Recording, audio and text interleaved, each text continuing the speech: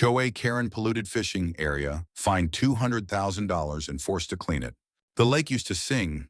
Its gentle ripples would hum against the shore, a melody that drew families, fishermen, and dreamers to its edge. But now, it choked in silence, suffocated by Karen's greed. Lila Monroe, a single mother and third-generation fisherman, knelt by the water's edge, her calloused hands trembling as she pulled a net from the lake. It wasn't fish tangled in the ropes, but a slimy mess of plastic bags, oil-slicked bottles, and something that smelled like regret. The lake, her family's lifeline for decades, was dying. Lila's heart sank as she spotted a carp floating belly up, its silver scales dulled by a sickly sheen. She'd heard the rumors about Karen Whitmore, the HOA president who'd turned their quiet lakeside community into her personal fiefdom. But this was no rumor. This was destruction. Karen had moved into Pinewood Estates 3 years ago, a gated community nestled around Lake Serenity. She arrived with a clipboard, a superiority complex, and a vision to modernize. The lake, once a shared treasure for fishing and recreation, became her pet project. She'd pushed through a renovation plan, promising luxury docks and a world-class waterfront. The community trusted her after all. She was the HOA president, elected on charm and promises. But Lila, who'd grown up casting lines with her grandfather, sensed something off. Karen's plans never added up. Why were construction crews dumping materials so close to the water? Why did the lake's edges start to smell like chemicals? The truth unraveled slowly, like a knot in a fishing line. Karen hadn't hired licensed contractors. She'd cut corners, pocketing HOA funds meant for proper waste disposal.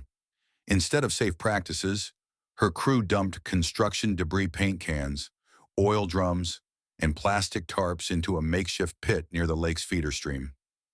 Rain did the rest, washing toxins into the water. By the time the community noticed, the damage was catastrophic. Fish died in droves.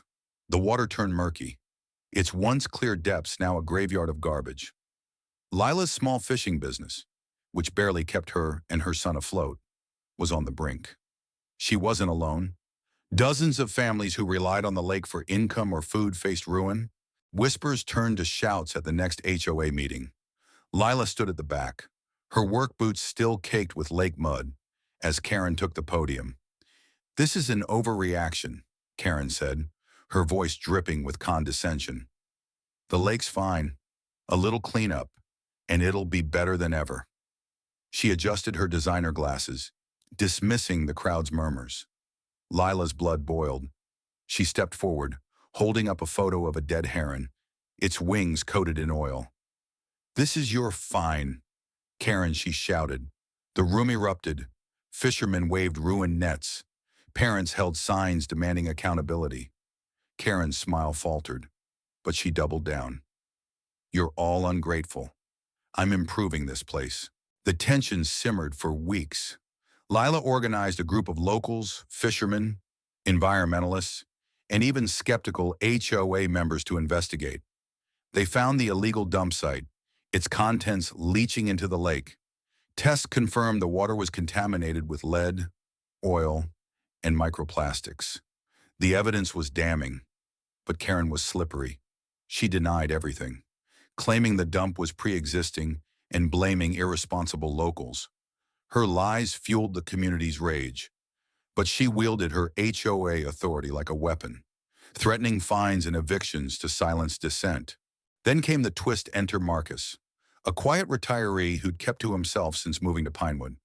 He'd been a chemist in his working days and had a knack for noticing what others missed. One evening, while walking his dog near the lake, he spotted Karen's nephew, a contractor on her crew, sneaking to the dump site with a truckload of barrels.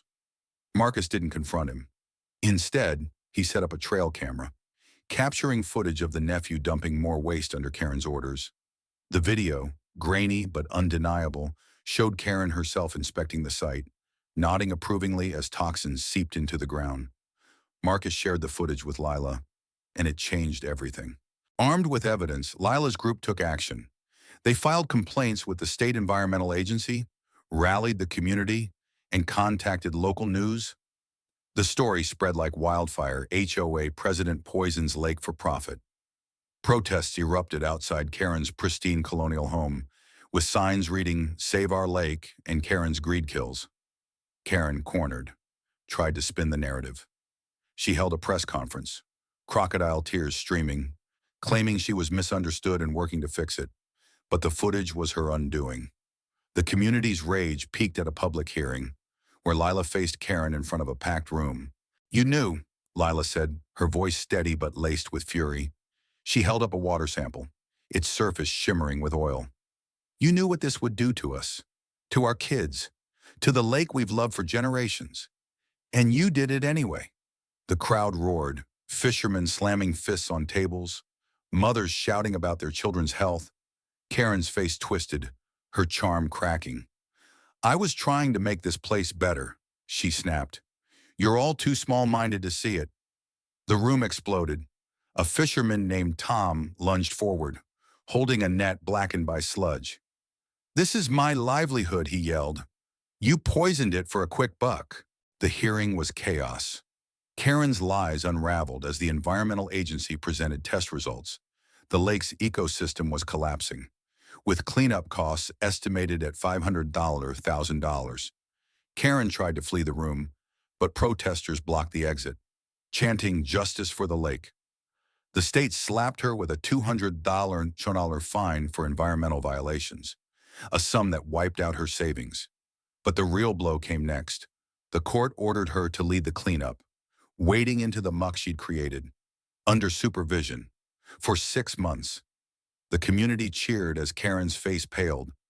She'd spend her days in rubber boots, hauling trash from the lake she'd destroyed. The cleanup began under a gray sky, the lake's stench a constant reminder of Karen's sins. Lila watched from the shore, her son at her side, as Karen, in a hazmat suit, dragged a bag of debris from the water. The once pristine lake was a shadow of itself, but the community rallied. Volunteers joined the effort, fishermen donated equipment, and kids planted new trees along the shore. Karen worked in silence, her defiance replaced by exhaustion. Whispers followed her neighbors recounting how her greed had cost them all. Some forgave her, seeing her labor as penance. Others, like Lila, couldn't forget the damage. Months later, the lake showed signs of recovery. Fish returned, hesitant at first, their scales catching the light again. Lila cast a line, her son cheering as a trout tugged. The water wasn't what it was, but it was healing. Karen, meanwhile, faced a bitter end. Her HOA presidency was revoked, her reputation ruined. She moved away, her house sold at a loss, her name a cautionary tale. The community rebuilt, stronger, united by their fight. They hung a wooden sign by the lake, its handwritten words a quiet victory, "Our lake lives on." What do you think? Did Karen get what she deserved? Or should the punishment have been harsher? Share your thoughts.